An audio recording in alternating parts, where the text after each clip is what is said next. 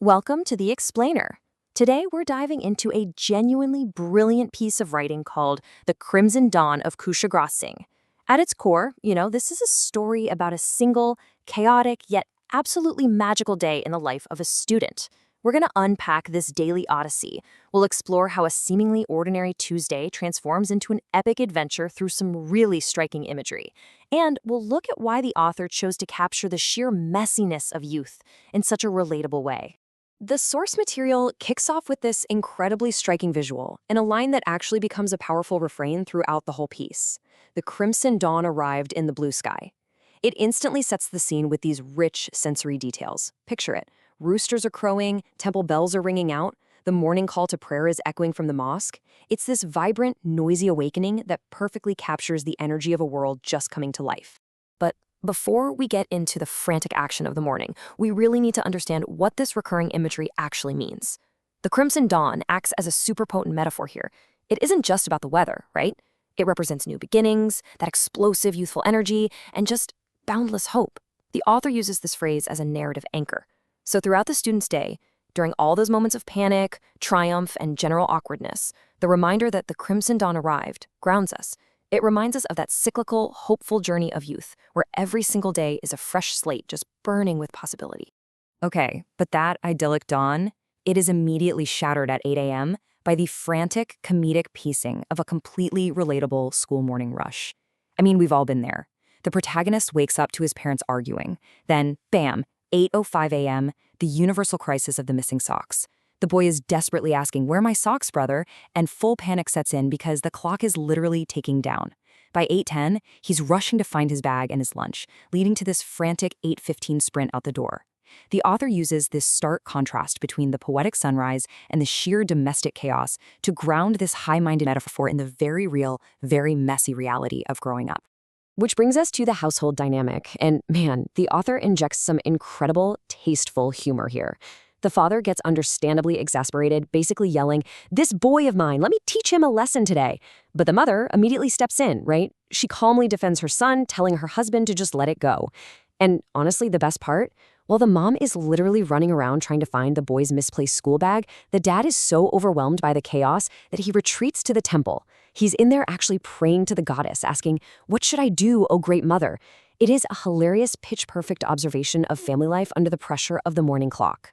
So our protagonist finally escapes the house, launching into the next major hurdle, crossing that physical threshold into the school environment. It is a totally stressful, breathless sequence. He gets there just as the gate is closing at 8 a.m., desperately pleading with folded hands just to be let inside. Please. From there, it's a frantic sprint down those echoing hallways to the classroom. He drops his bag and rushes back out to blend seamlessly into the morning assembly. He's successfully transitioned from the wild, primal fear of the morning rush into the structured, disciplined environment of the school grounds.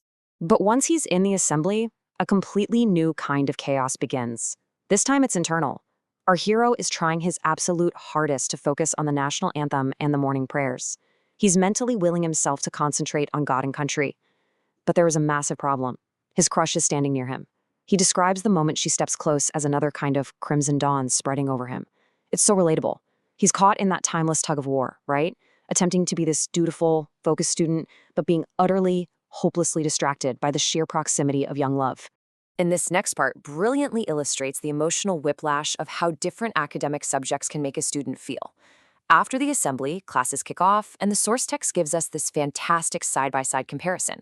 First up is math class. Here, the student is super timid, just overcome with shyness. He's staring at the clock, internally debating if he can get away with asking, "May I go to the washroom?" just to escape. But then comes science class. The transformation is literally night and day. Suddenly, he's enthusiastic, he's answering every single question thrown his way, feeling like an absolute genius scientist. He shows off a little bit, and people actually take notice. It perfectly captures how a student's confidence isn't static at all. It fluctuates wildly depending on the environment and the subject matter. After the crazy high of science class, the pace slows down a bit as we enter Hindi class. There's real tension in the air because a new teacher is taking charge today.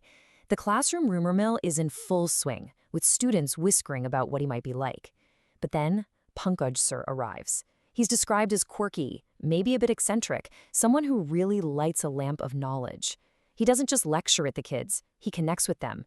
He teaches everything from the absolute basics up to the most advanced concepts, but in a way that feels incredibly personal. Our protagonist immediately feels this sense of kinship, thinking to himself, wow, this guy's just like me. And this brings us to the profound emotional impact this teacher has. When Pankaj Sir asks the boy his name, our protagonist proudly says Kushagra. The teacher responds with genuine warmth, praising his name, and then delivers this incredibly powerful statement of validation. He says, I am Pankaj's son. From today, you are my child. Think about that. In a single moment, a supportive mentor figure validates this student, instantly creating a bond that feels both brotherly and paternal. I mean, after a chaotic morning of getting yelled at and struggling through math, this moment of unconditional support is a massive turning point in the boy's day. Now, with his confidence boosted by science class and completely validated by his new favorite teacher, our protagonist faces his ultimate nerve-wracking ordeal. Let me ask you, how do you react when your crush finally notices you? Keep that in the back of your mind, because the next day brings art class, and our hero has drawn something so spectacular that everyone is amazed. The other students are crowding around him, asking him to draw something for them too. But internally, he's really only hoping for one specific person to ask. What follows is just the beautiful, stammering awkwardness of an innocent connection. She finally approaches him, shyly asking if he will draw her too, and boom, a sudden, intense surge of nervous energy hits him. He can barely get the words out, simply stammering a hesitant, yes, yes. He pours his entire heart into this drawing. He literally leaves all his other work half-finished just to get her portrait absolutely perfect. When she sees it, she's overjoyed. She says thank you, but of course, before he can even formulate a smooth response, the teacher walks in and interrupts the moment. It's so real. The author doesn't dramatize this with some grand romantic gesture. He grounds it in the brief, awkward, very realistic reality of youth. It is absolutely perfect. As the final school bell rings, we get to look at the aftermath of this incredible day. That crazy chaos of the morning, it's a distant memory now. On the way home, they exchange a final, slow smile. Even if she didn't fully understand the depth of his feelings, they shared a moment of genuine happiness. He walks home with a completely full heart. In fact, the text notes that he actually sits down to study with joy that evening. The day was just so full of meaningful, confidence-building experiences, from Pankaj Sir's amazing mentorship to that art class connection, that he is no longer dreading the morning alarm. He is actively anticipating tomorrow's crimson dawn. We followed Kushagra from the sheer stress of missing socks all the way to the triumph of young connection and mentorship. It really shows us how a single day, framed by that hopeful metaphor of the crimson dawn, holds an entire spectrum of human emotion. So I want to leave you with this lingering thought. Who was the Pankaj Sir in your life? Who was the person that validated you? And what small, seemingly chaotic moments actually made your own school days unforgettable? Take a moment today to appreciate the crimson dawn in your own life. Thanks for joining us for this explainer, and we'll see you next time.